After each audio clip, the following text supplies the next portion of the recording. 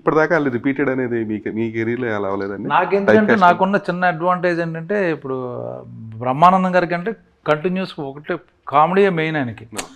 నాకు ఎంఎస్ నారాయణ గారు బ్రహ్మానందం గారు నాతో చెప్తుంటాడు, అరే బ్రహ్మ ఎంఎస్ అనేవాడు గుర్తుందారా, ఈడేంటారు బ్రహ్మాజీ గారు హీరో పక్కన ఫ్రెండ్గా ఉంటాడు, అటు ఇంకో సినిమాలో విలన్ పక్కన ఉంటాడు, వాడు ఇంకో చోట ఎస్ఐ రోల్లో కనబడుతుంటాడు, వీడు విలన్నా కమెడీనా హీరోవా లేకపోతే హెంచ్మ్యానా లేకపోతే ఎక్కడ ఏంటి అన్ని చోట్ల వీడు తగులుతుంటాడు నాకు.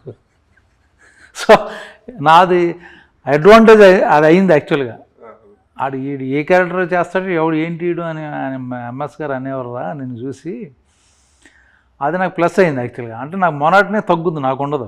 ఎందుకంటే ఒక సినిమాలో ఇప్పుడు రిలీజ్ అయిన సినిమాల్లో పుష్పలో ఒకలా ఉంటాను, సలార్లో ఒకలాగా ఉంటాను, డిఫరెంట్ మాట.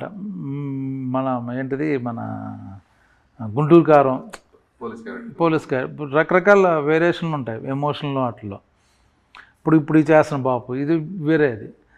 సో ఆ వేరే పర్టికులర్ స్లాట్లో లేకపోవడం నా అదృష్టం. నేను త్వరగా బోర్ కొట్టను మీకు.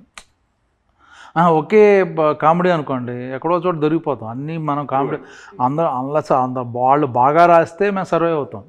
లైన్స్ కామెడీ క్యారెక్టర్ కొన్ని నువ్వే కామెడీ చేయంటారు, అక్కడ కామెడీ ఉండదు, నువ్వు చేయంటే ఏమవుతుంది చేస్తుంది. సో అప్పుడు బోర్ కొట్టు. నేను ఇప్పుడు అందులో డిఫరెంట్ అట్లీస్ట్ 10లో 4 క్యారెక్టర్లు మటు కొత్తగా ఉంటున్నాయి, వేరే జోనర్లో చేస్తుంటాను కాబట్టి నేను త్వరగా బోర్ కొట్టను అంతే.